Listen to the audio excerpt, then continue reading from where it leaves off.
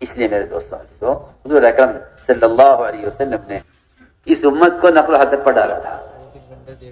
یہ بہت ضروری بات ہے.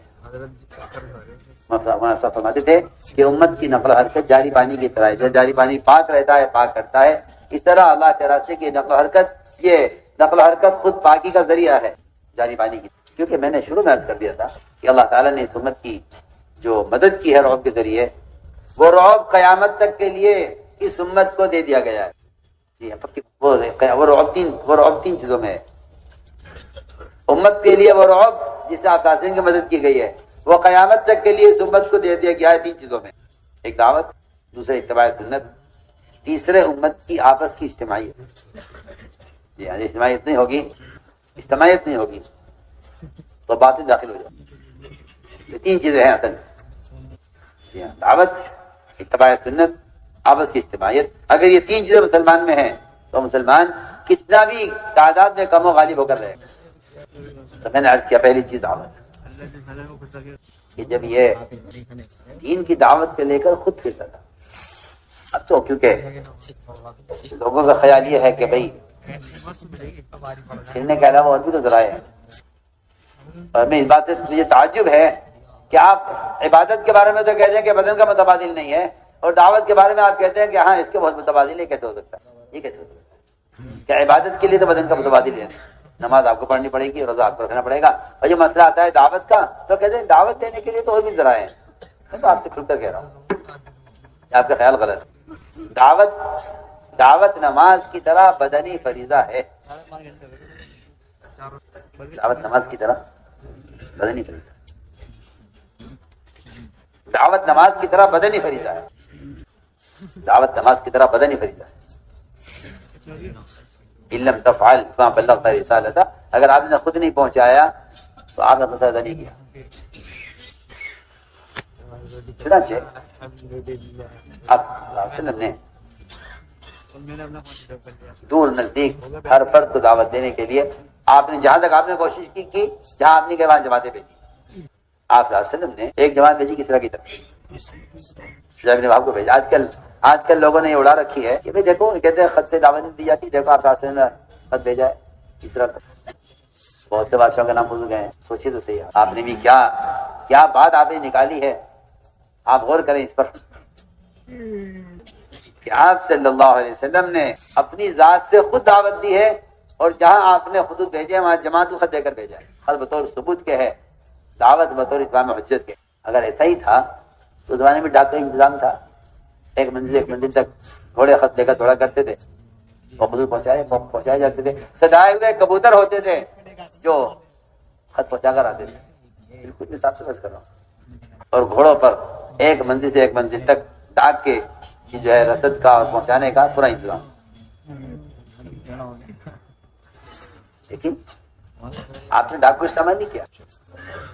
اس زمانے کی ڈاک کا آپ نے استعمال نہیں کیا. آپ نے کسرا کو خط بھیجنے کے لیے جماعت تیار کی، اور جماعت کا تیار کرنا اصل تھا. خط بطور ثبوت کے ہے کہ ہمارے آدمی آ رہے ہیں. صاحب نے ایسے ہوتا ان بادشاہوں کا مزاج یہ ہوتا ہے کہ پوچھتے ہیں کہاں سے آئے ہو، کس نے بھیجا ہے، کیا ثبوت تمہارے پاس. خط تو اس ثبوت کے لیے ہے. چنانچہ جب نے وہاں پہ خط لے کر گئے، بادشاہ کے آدمی نے کہا بھائی الاؤ خط تو پہنچانا ہے نا. جیسا آپ کا خیال ہے کہ بھائی خط پہنچانا ہے، کس طرح پہنچا دو، ڈاک سے پہنچا دو. آج کل کے ان گندے موبائلوں سے دین کی باتیں پہنچا دو تاکہ لوگوں کو ہدایت ہو جائے. تو حیران ہوں آپ کی سوچ سے. جس ہدایت کا وعدہ تکلیف پر تھا آپ وہ ہدایت سہولت سے چاہتے ہیں، جبکہ اصولی بات ہے کہ نبیوں کا اذیت برداشت کرنا قوموں کی ہدایت کا ذریعہ بنائے. آج بھی یہی بات ہے کہ جو آدمی اس راستے کی اذیت برداشت کرے گا، اللہ تعالیٰ ایسے لوگوں کے ذریعے دنیا میں دین کو قائم کریں گے. دنیا میں اللہ تعالیٰ دینداروں کی تائید کریں گے. جماعت وہاں پہنچی، حضرت نے وہاں کی. بادشاہ کے لوگوں نے کہا ختم نظام پہنچا دیں گے. نہیں، ایسا نہیں ہوگا، ہم خط خود پہنچائیں، ملاقات کریں گے. ربیع بن عامر سے کہا بادشاہ کے آدمیوں نے آپ اپنا ٹٹو یہاں چھوڑ دیجئے کہ نہیں ہم سے بیٹھ کے جائیں گے. آپ کو جو بات کرنی ہے بتا دیجیے، ہم پہنچا دیں گے، کہ ہم خود بات کریں گے. جس بات کا بھی وہ مطالبہ کرتے تھے ربیع بن عامر کر دیا کرتے تھے. یہاں تک کہ بادشاہ نے مجبور کر کہا جو وہ کہہ رہے ہیں کر لو، جو وہ کہہ رہے ہیں وہ کر لو، جو وہ کہہ 3 یا 4 جگہ ہے روایت کے اندر بادشاہ کہہ رہا ہے اپنے آدمی سے جو وہ کہہ رہے ہیں وہ کرو. کیا بات ہے. اللہ تعالیٰ نے دل مسخر کیا ہوا، معروف کیا ہوا. جیسے صحابہ کرام فرماتے ہیں ہم کبھی تعداد سے یا استعداد سے ہتھیار سے یا اپنی کثرت سے کبھی غالب نہیں آئے. اللہ نے ہماری مدد کی ہے، اس دین اور دعوت کی وجہ سے مدد کی. غیر بن عامر بادشاہ سے تخت بیٹھ کے بات کی. نیچے سے بات کرو، نیچے آپ وہاں بیٹھے میں یہاں کھڑا ہوں، یہ تھوڑی بات ہوتی ہے. آپ نیچے آ جاؤ، آپ کی بے عزتی نہیں ہے. میں اوپر آ جاتا ہوں، میرے کو عزتی بڑھ جائے گی آپ کے تخت بیٹھنے سے. جی ہاں، جو بادشاہ اپنی اولاد کو ساتھ نہیں بٹھا سکتے، مرعوب ہو کر ربیع عامر کو تخت بٹھا کے بات کی. اللہ تعالیٰ نے رعب کے ذریعے مدد کی. چنانچہ کسریٰ کو شجاع بن وہب نے خط دیا. اسے غصہ آیا پڑھ کر کہ میرا نام بعد نے لکھا، آپ نے پہلے لکھا.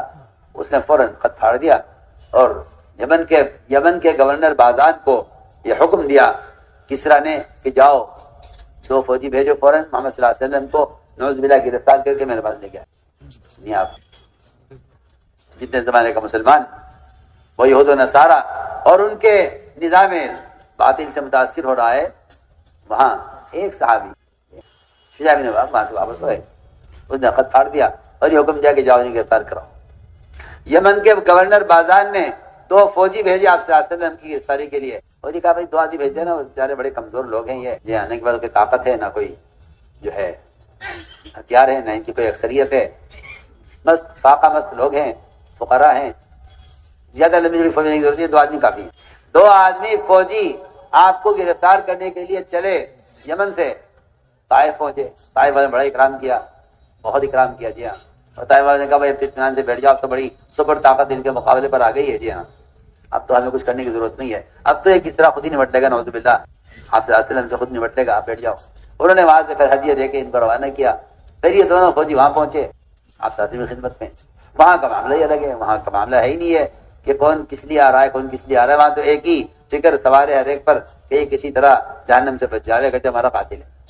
آپ صلی اللہ علیہ وسلم نے ان کا استقبال کیا، فرمایا صحابہ سے انہیں بٹھاؤ، انہیں کھلاؤ، ان کا اکرام کرو، انہیں رات کو آرام کراؤ، صبح پیش کرنا ہمارے سامنے. جی ہاں، آپ چاہتے قدر کرے دونوں کو، جو چاہتے کرتے ان کا. فرمایا کہ نہیں، ان کا اکرام کرو.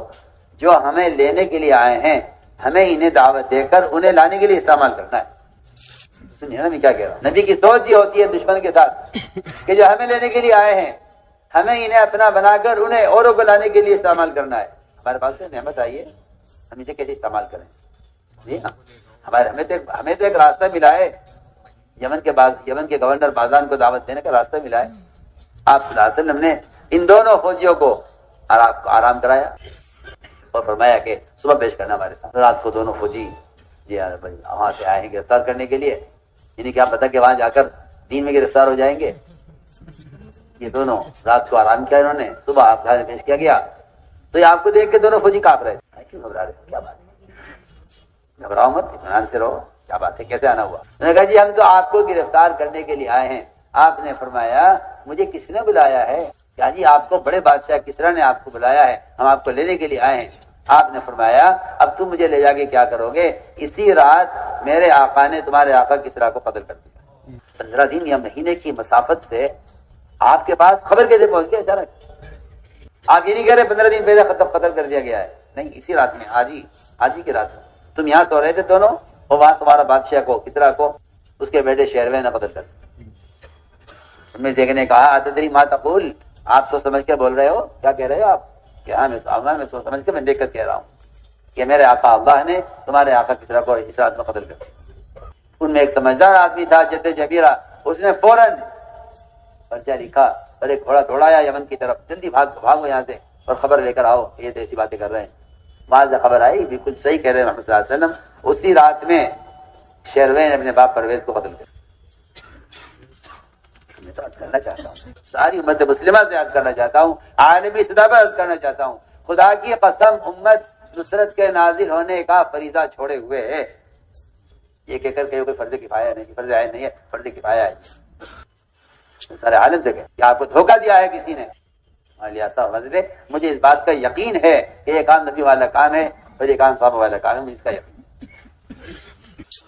آپ تو ابھی اسی مخمسے میں پھنسے ہوئے ہیں کہ یہ قتال کی آیت ہے یا قتال کی حدیث ہے، ورنہ حقیقت یہ ہے کہ قرآن اس راستے میں نکلنے میں دیر کرنے پر دھمکیوں سے بھرا ہوا ہے. اور ایسی آیتیں آپ کو معلوم ہونی چاہیے جن آیتوں کے اندر قتال کا شبہ بھی نہیں ہے، ذکر بھی نہیں. نکلنے میں دیر کرنے پر عذاب کی دھمکی، کہ ہلاکت کی دھمکی، کہ عذاب کی دھمکی، حالانکہ قتال کا کوئی ذکر نہیں ہے. کیوں؟ اس لیے کہ نفل و خروج اور نقل و حرکت وہ اقامت دین کے لیے ہے، تعلیم دین کے لیے ہے، ارتداد کو روکنے کے لیے ہے۔ لوگ یہ سمجھتے ہیں کہ نکلنے کی اہمیت قتال کی وجہ سے تھی، اس کا زمانہ گزر گیا۔ یہ کتنی غلط سوچ ہے، جبکہ قرآن میں ہے اللہ کے راستے میں پھرنے پر مال خرچ کرنے میں کمی نہ کرو ورنہ اپنے آپ کو اپنے ہاتھوں ہلاکت میں ڈال لو گے۔ قرآن کہہ رہا ہے۔ یہ آج کب نازل ہوئی؟ کوئی قتال ہو رہا تھا اس وقت؟ نہیں۔ انہوں نے زکات دینے سے انکار کیا تھا کہ نہیں؟ انہوں نے بیواؤں پر، یتیموں پر، مسکینوں پر مال خرچ کرنے سے انکار کیا تھا کہ نہیں؟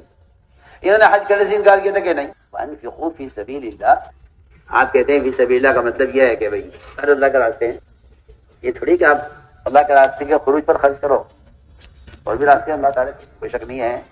لیکن اس آیت میں تو فی سبیل اللہ سے اللہ کے راستے کی نقل و حرکت پر مال خرچ کرنا مراد ہے، کیونکہ میں آپ سے سال سے بحث کر رہا ہوں کہ انصار کے مشورے میں یہ ثابت نہیں ہے کہ انہوں نے زکات سے انکار کیا ہو، صدقات سے انکار کیا ہو، یا حج سے انکار کیا ہو، یا جتنے رفاہی کام ہیں مال خرچ کرنے کے اس سے انکار کیا ہو، نہیں۔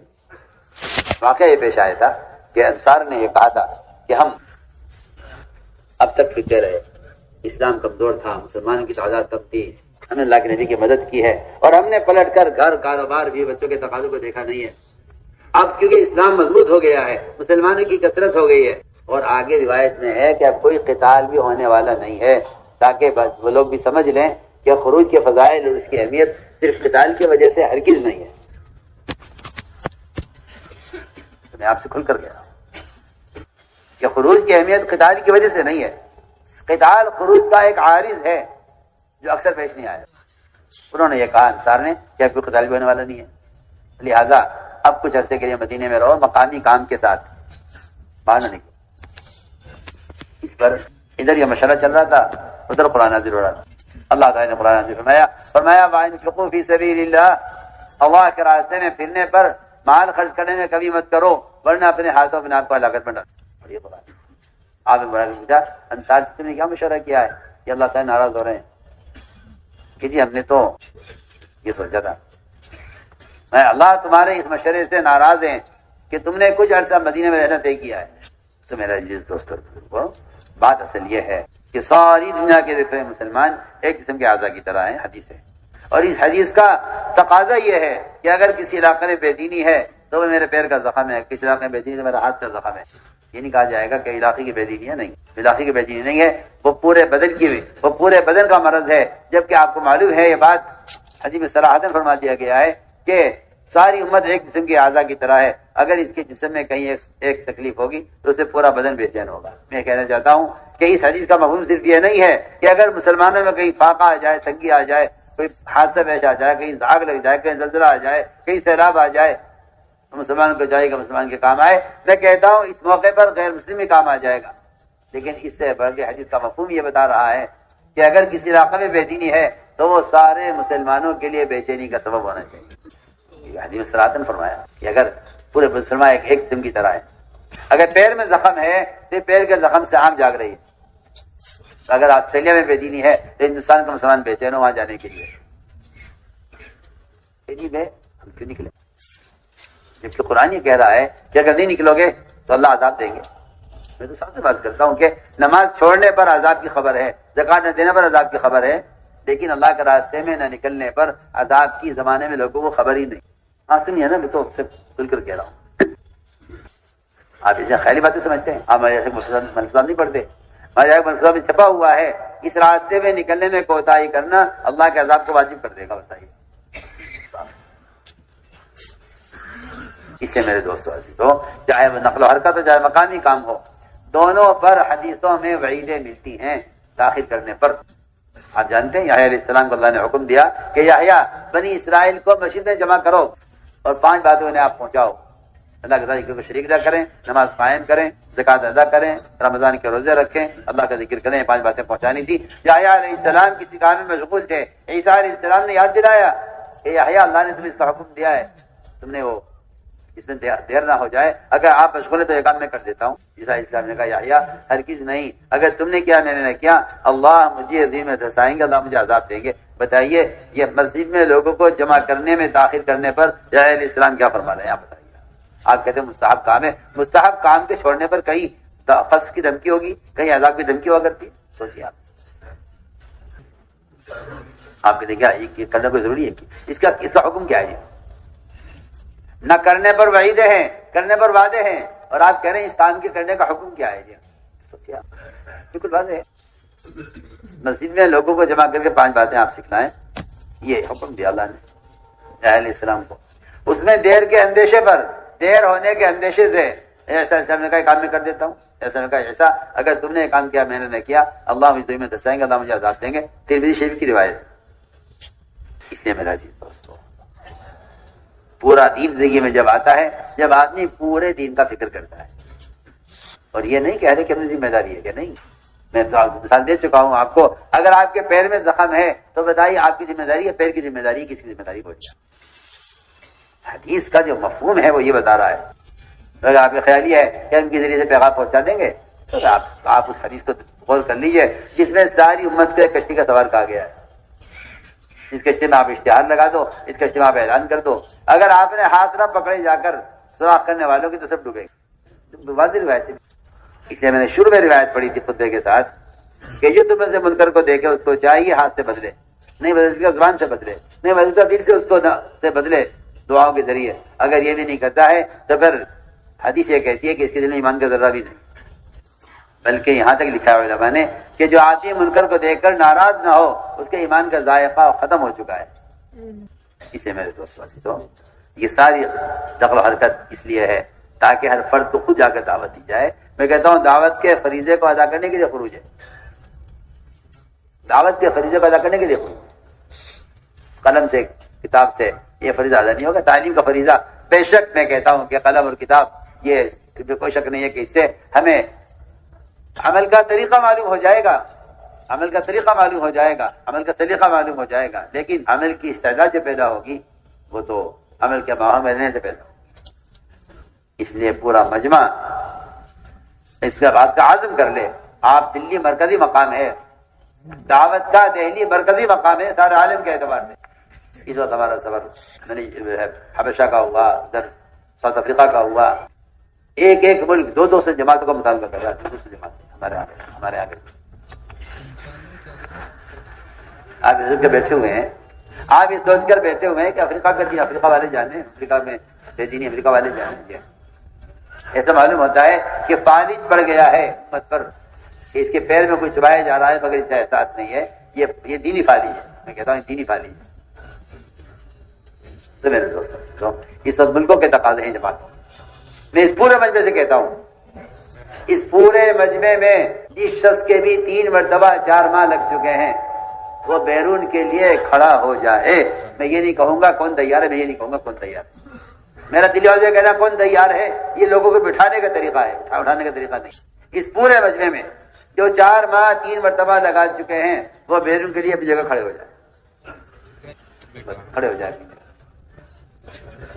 میں پھر عرض کرتا ہوں جو 3 مرتبہ 4 مہینے لگا چکے ہیں ہندوستان میں 3 گھنٹے کھڑے ہو جاؤ، جو جہاں ہے میری بات سن رہا ہے وہ وہاں کھڑا ہو جائے، سب بھگ جائیں گے۔